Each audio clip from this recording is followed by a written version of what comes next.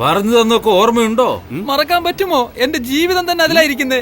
ഒരിക്കലും മറക്കില്ല sir. Day വാടാ, എല്ലാരും മുകളിലോട്ട് വാ. ശരി, എന്തു പറയുന്നേ? പറയൂ, കേക്കട്ടെ. ആദ്യം വന്ന ഒരുത്തൻ, നേരിൽ കണ്ട ആളെ അറിയാം. എന്നെ ഒരു മുറിക്കകത്ത് കെട്ടിയിട്ടിട്ട് എന്റെ അളിയൻ ബാനർജി, പാവം ബാനർജി, അയ്യോ പാവി, അവന് തോക്ക് കാണിച്ച് വരട്ടിയിട്ട് എന്നെ പോലെ വേഷം കെട്ടിയിട്ട് ജഡ്ജിന്റെ വീട്ടിലേക്ക് പോയി. അവിടെ എന്തിനാടാ നീ പോയെ? ഇത് അവര് ജഡ്ജിയെ ഇല്ലാതാക്കാനാ. ഇത് ഞാൻ ഇതെവിടെ വെച്ച് ചോദിച്ചാലും പറയോടാ.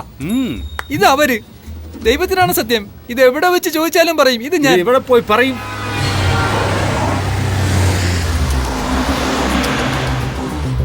ഡേയ് മുരുക, മുങ്ങിയ കൊന്നുകളയും നിന്നെ. സാർ, സാർ നോക്കിക്കോ, ഞാൻ കലക്കുന്നത് നോക്കിക്കോ.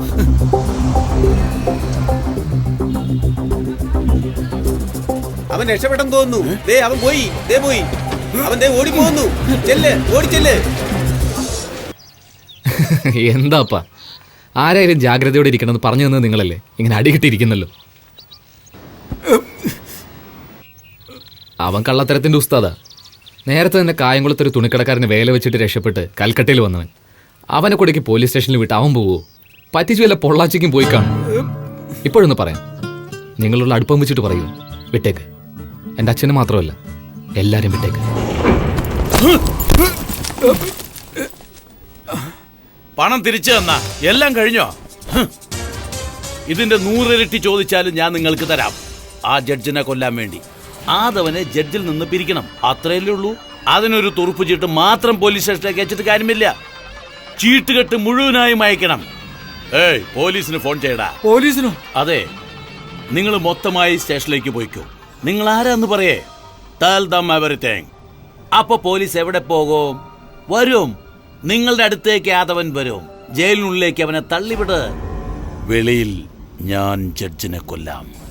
നാളെ വിചാരണ റിപ്പോർട്ട് സബ്മിറ്റ് ചെയ്യുന്നതിനായി ആ ജഡ്ജ് ജീവനോടെ ഉണ്ടാവാൻ പാടില്ല. പാവപ്പെട്ട കുട്ടികളെ കടത്തി ബലാത്സംഗം ചെയ്ത് കൊന്ന് അവരുടെ അവയവങ്ങളെ ഓപ്പറേഷൻ ചെയ്ത് വെട്ടിയെടുത്ത് വിദേശത്തേക്ക് അയച്ച് കോടികൾ സമ്പാദിച്ച് കൊടും ക്രൂരത ചെയ്തവരാണിവർ. പ്രധാന കുറ്റവാളിയായ ഡോക്ടർ അബ്ദുൾ കുൽക്കർണിയാണ് ഈ സംഘത്തിലെ തലവൻ. അവനും അവനൊത്താശ ചെയ്യുന്ന രാഷ്ട്രീയക്കാർക്കും ഡോക്ടർമാർക്കും തൂക്കുകയർ ലഭിക്കാനായി ഞാൻ വിധി എഴുതിക്കൊള്ളുന്നു.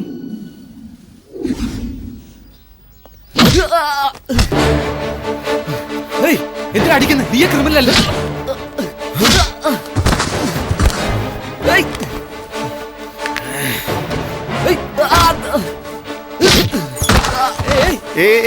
എന്തിനാ അവൻ അടിക്കുന്നത്? ഇവൻ മാധവനല്ല, ആദവൻ.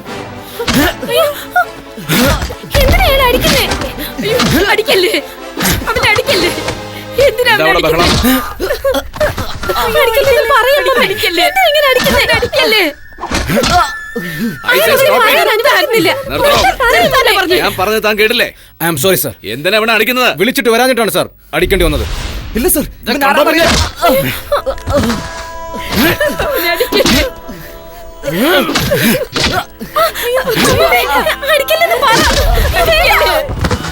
അവനെ തൂക്കിയെടുത്ത ജീപ്പിലേക്ക് വിചാരിച്ച അവനെ അടിക്കുന്നേ. അവൻ ഈ വീട്ടിൽ അറിയാം മാഡം, അറിയാം. അറിഞ്ഞുകൊണ്ട് തന്നെ അടിക്കുന്നത്. ഈ നിൽക്കുന്ന ജഡ്ജിയില്ലേ, അദ്ദേഹത്തെ കൊല്ലാമെന്ന കൊലയാളിയാണ് ഇവൻ. എന്ത്? എന്നെ കൊല്ലാമെന്നവനോ?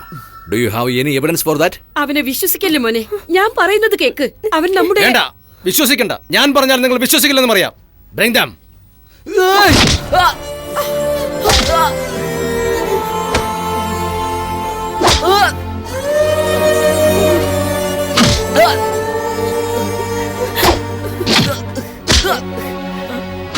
പറഞ്ഞു കൊടുക്കടാ. സാറിനെ കൊല്ലാനാ ആദവൻ എന്റെ അടിയനായി ഇവിടെ വന്നത്. ഇവനാ എന്റെ പെങ്ങളെ കെട്ടാൻ പോകുന്ന ഒറിജിനൽ മുരുകൻ. ഇവനെ കൊന്നുകളയുന്ന ആദവൻ പേടിപ്പിച്ചോണ്ടാ ഞാനും ഇത്രയും കാലം അവന്റെ കൂടെ നിന്നത്. എങ്ങനെയാ കൂട്ടത്തിൽ നിന്ന് രക്ഷപ്പെട്ട് ഇന്ന് രാവിലെ ഞാൻ അളിയന്റെ അടുത്ത് എത്തിയത്? അതേമ്മേ, ഞങ്ങള് വന്ന് സത്യം പറഞ്ഞതിന് മുമ്പ് പോലീസ് വന്നു. സാർ, ആദവൻ ഒരു തെറ്റും ചെയ്തിട്ടില്ലല്ലോ, പിന്നെന്തിനാ അവനെ എങ്ങനെ ഇടിക്കുന്നത്? മതി മതി, പറഞ്ഞതൊക്കെ മതി. ബാക്കിയൊക്കെ കോടതിയിൽ പറയാം. കൂട്ടിക്കൊണ്ടുപോ. Not only this, sir. We got strong evidence. ഇവനെ വളർത്തിയ റാവുത്രയും അവരുടെ സംഘത്തെയും പിടിച്ചു. സോ ഇവനെ കുറിച്ചുള്ള A to Z വിവരങ്ങൾ അവർ തന്നെ പറഞ്ഞു. ഇവനൊരു പ്രൊഫഷണൽ കൊലയാളിയാണ്. He is a paid killer. പണത്തിനായി എന്തും ചെയ്യും sir. And we got enough proof, sir. Shall I proceed, sir? 1 second. നീ ആരയച്ചിട്ടാ എന്നെ കൊല്ലാമെന്നത്? ഞാൻ ചെയ്ത എൻക്വയറിക്ക് നീ ഒരു സാക്ഷിയാ. പറയേ. അവൻ പറയില്ല സാർ, അവൻ പറയില്ല. അവനെ കൊണ്ട് ഞാൻ പറയിക്കാം.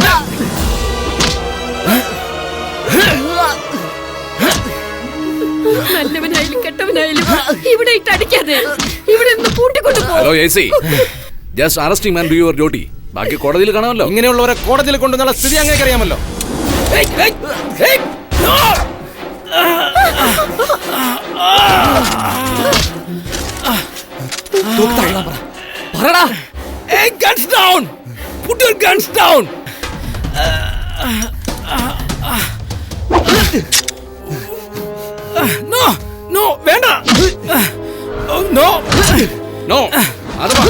അയാൾ അടിക്കണ്ട. You are doing A crime. Put your guns down. Put your guns down. Else I'll shoot him. Put your guns down. Tara, മുകളിലെ റൂമിൽ പോയി അവിടെയുള്ള ലാപ്ടോപ്പ്, പെൻ ഡ്രൈവ് എല്ലാവരും ബാഗിലേക്ക് എടുത്തിട്ട് പോ. ഇല്ലെങ്കിൽ ഇപ്പൊ തന്നെ ഞാൻ കൊല്ലും. ആ ദ്രോഹി അവനെ കൊന്നുകളയും മോളെ. പോയി എടുത്തോണ്ട് വാ. പോ. വേണ്ട.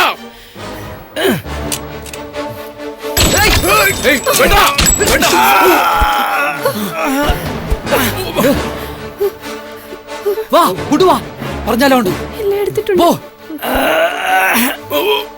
ഏയ്, കൊല്ലും ഞാൻ. He'll die. Move. പോ.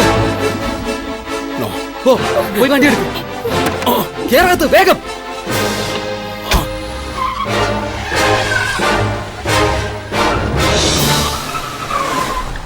എന്താടാ പറയുന്നേ? കളിക്കുന്നോ? എന്റെ ഒരു കൈയും കാലും പോയി സാർ. ഇതിനായി ഞാൻ കളിക്കുമോ സാർ? ജഡ്ജിനെയും? അതെ സാർ. Laptop also? അതെ സാർ. ലാപ്ടോപ്പ് മാത്രമല്ല, പെൻഡ്രൈവ് ഉണ്ട്. വൈറ്റ് അംബാസിഡർ അല്ലേ? അതെ സാർ. മലയാളികൾ ആരും കൂടെയില്ലല്ലോ? Are you sure? Yes sir. ഇവിടെ എല്ലാം ബംഗാളികളാ, ഞാൻ മാത്രമേ ഉള്ളൂ Malayali.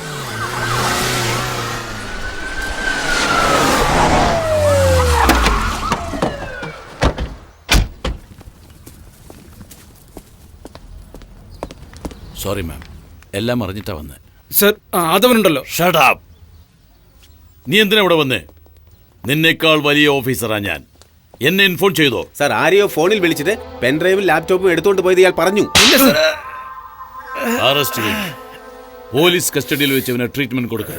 Take him to the hospital. Yes sir. കൊന്നുകളയും. പോടാ. മാഡം, സത്യത്തിൽ ആദവൻ ജഡ്ജിനെ കൊല്ലാൻ തന്നെയാണ് ശ്രമിച്ചത്. ഇൻഫാക്ട് ജഡ്ജി നാട്ടിൽ വന്ന ആദ്യ നാൾ തന്നെ അദ്ദേഹത്തെ ഷൂട്ട് ചെയ്യാൻ വന്ന സംഘത്തെ ഞങ്ങൾ ചേസ് ചെയ്തു.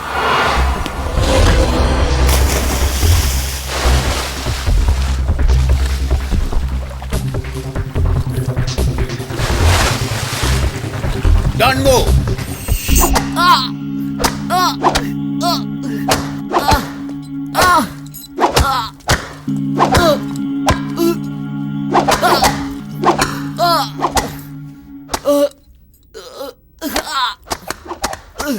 ബാക്ക്. അടി മതിയാക്ക്. നിങ്ങൾ പോയിക്കോ. ഇതുപോലുള്ള അടിയൊക്കെ നിനക്ക് സർവ്വസാധാരണമല്ലേ? ഇതിലും കൂടുതൽ കാശ് കിട്ടിയാൽ അതേ ജഡ്ജിനെ വീണ്ടും കൊല്ലാൻ നീ തയ്യാറാവില്ലേ? ഏയ്, എനിക്കറിയാടാ ആ ജഡ്ജിനെ നീ വീണ്ടും കൊല്ലാൻ നോക്കുമെന്ന്. സർ, അദ്ദേഹം എന്റെ അച്ഛനാ സർ. അദ്ദേഹത്തെ എനിക്ക് എങ്ങനെ കൊല്ലാൻ കഴിയും സർ?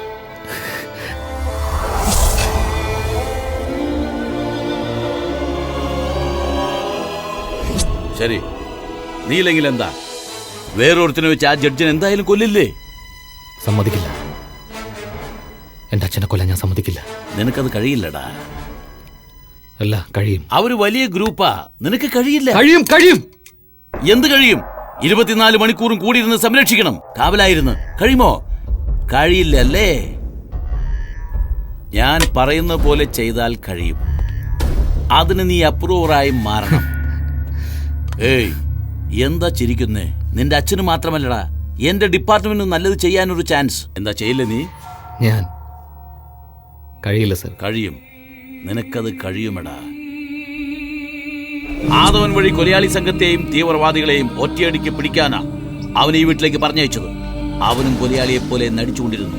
ജഡ്ജിനെ രക്ഷപ്പെടുന്നത് കൂടാതെ അദ്ദേഹത്തിന് എൻക്വയറി ഫൈൻഡിങ്സ് കോർട്ടിൽ എത്തിക്കുന്ന ജോലിയും അവൻ തന്നെ ഏറ്റെടുത്തു. അവൻ എന്നെ തേടിയ കമ്മീഷൻ ഓഫീസിൽ പോയത്. നിങ്ങൾ ഭയപ്പെടേണ്ട കാര്യമേ ഇല്ല.